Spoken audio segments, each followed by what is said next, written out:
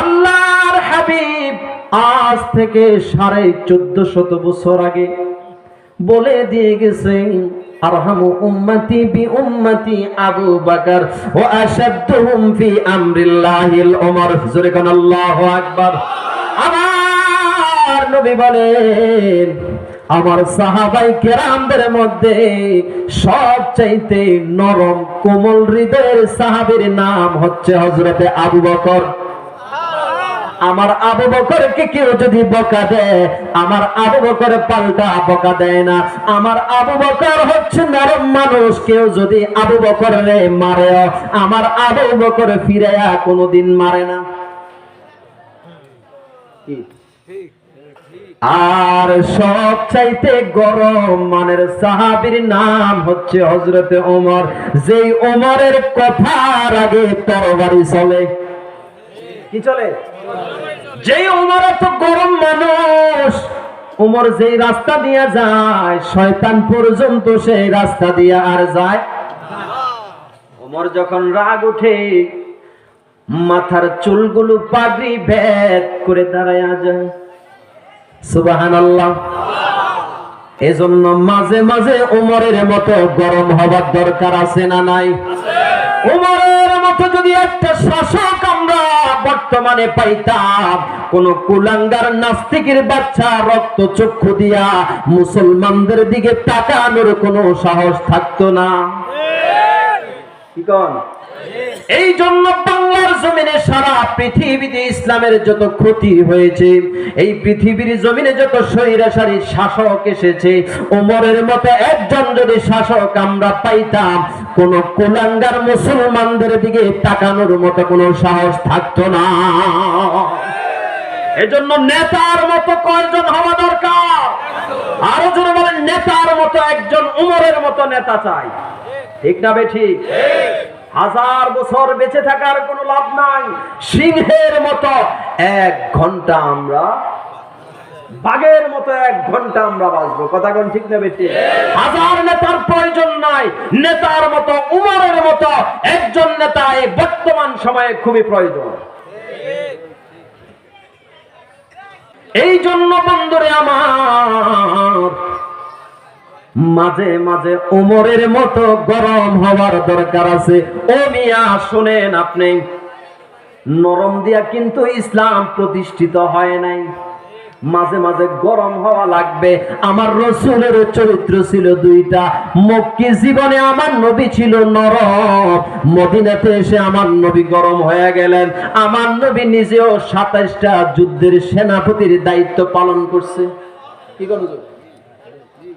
এই জন্য ওমরের মতো মাঝে মাঝে হাতের মধ্যে লাঠি নেওয়ার দরকার আছে না নাই? আমরা নরম ছিলাম 16 বছর। কত বছর? 16 বছর আমরা নরম ছিলাম। আমরা কত জেল জরিমানা খাটতে হয়েছে, আয়না ঘরে থাকতে হয়েছে।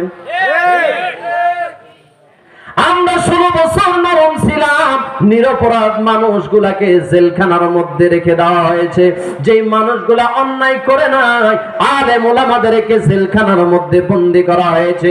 মাত্র আমরা ওমরের মতো গরম হয়েছি একদিন, বাংলাদেশ ছেড়ে তারা পালিয়ে গেছে।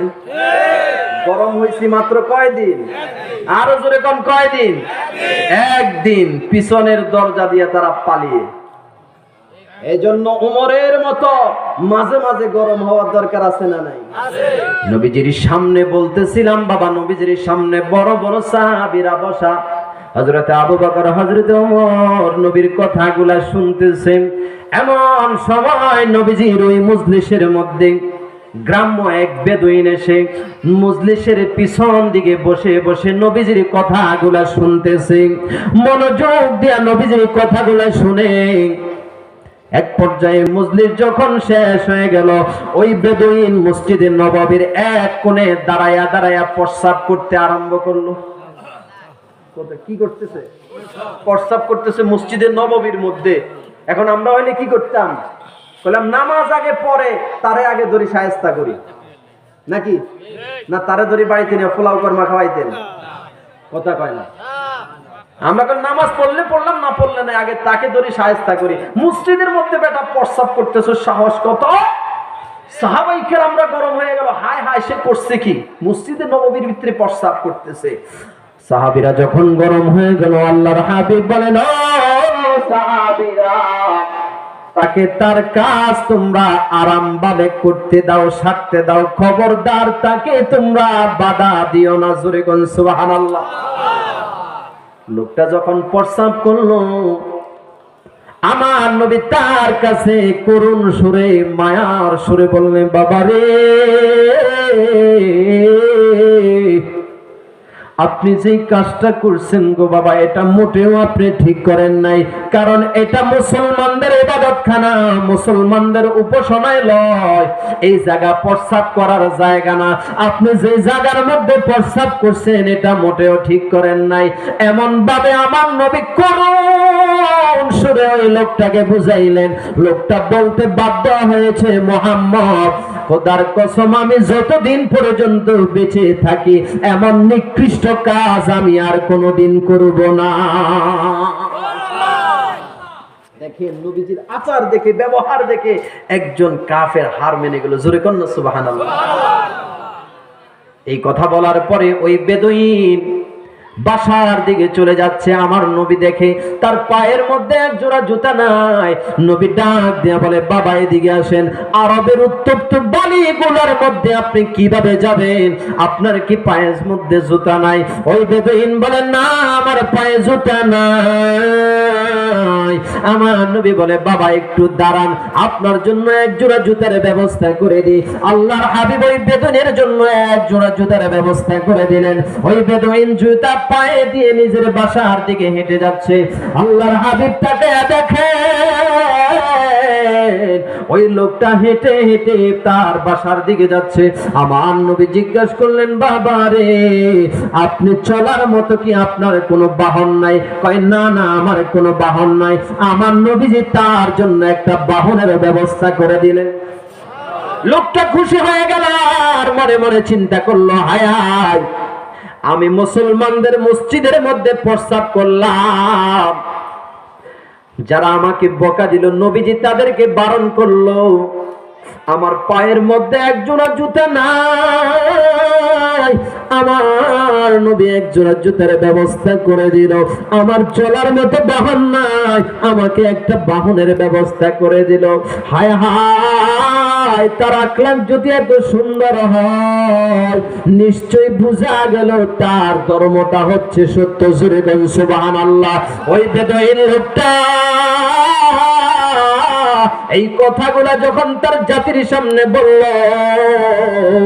ওই জাতির 300 লোক সহ আমার নবীর কদমে এসে কালেমা পড়ে মুসলমান হয়ে গেছে। আমার নবীর চরিত্র আখলাক কেমন সুন্দর, সুবহানাল্লাহ। আমরা কোরআনের মধ্যে ইউসুফ নবীর ঘটনা আমরা শুনছি, পড়ছি, দেখছি, কথা কোন ঠিক না বেঠিক?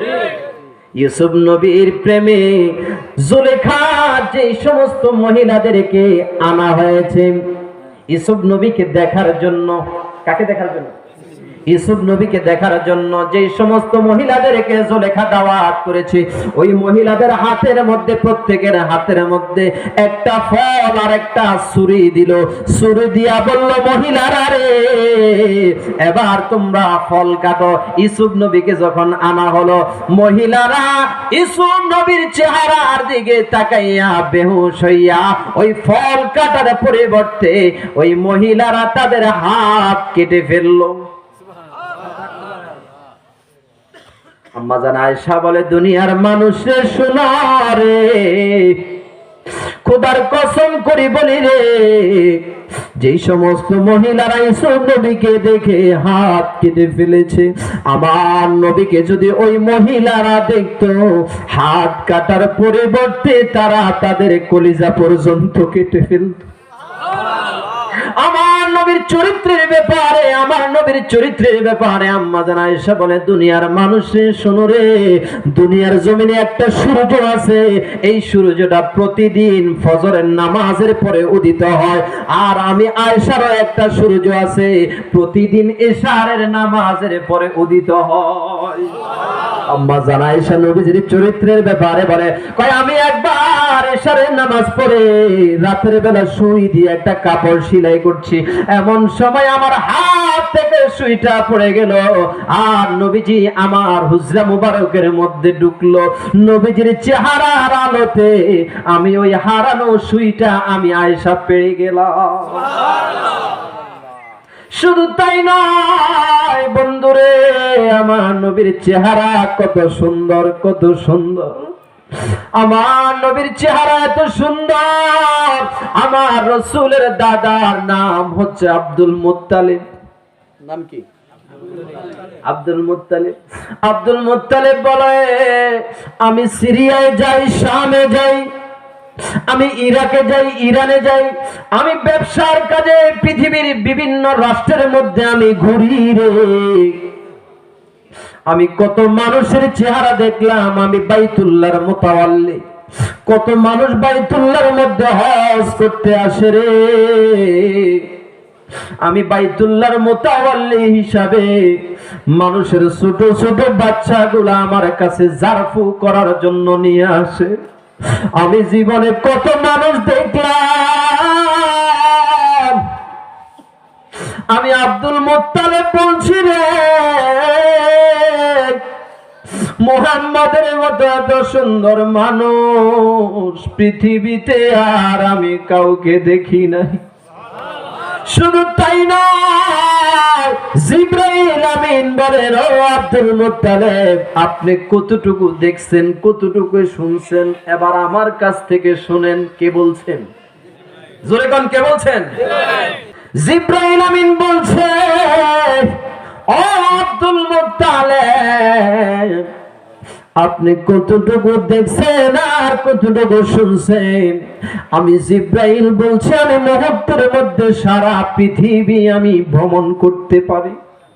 এই পৃথিবীর মধ্যে যত মানুষ আছে সবার চেহারা আমি দেখছি।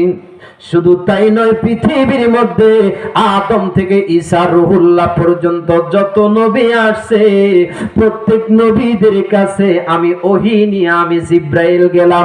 আমি জিবরাইল বলছি রে, এত সুন্দর চেহারাওয়ালা মানুষ পৃথিবীর জমিনে আর আমি কোনোদিন দেখি না।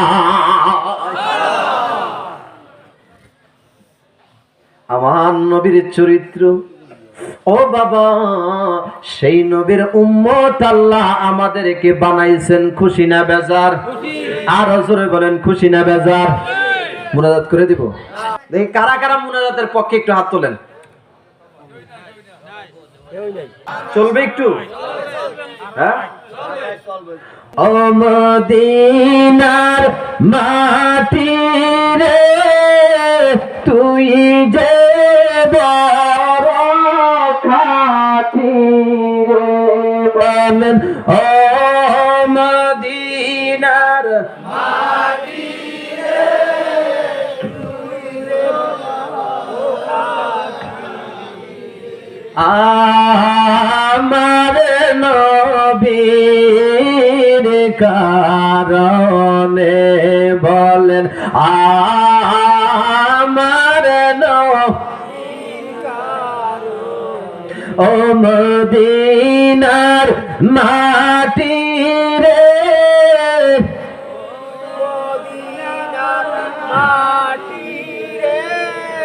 তুই যে বড় খাঁটি রে, আমার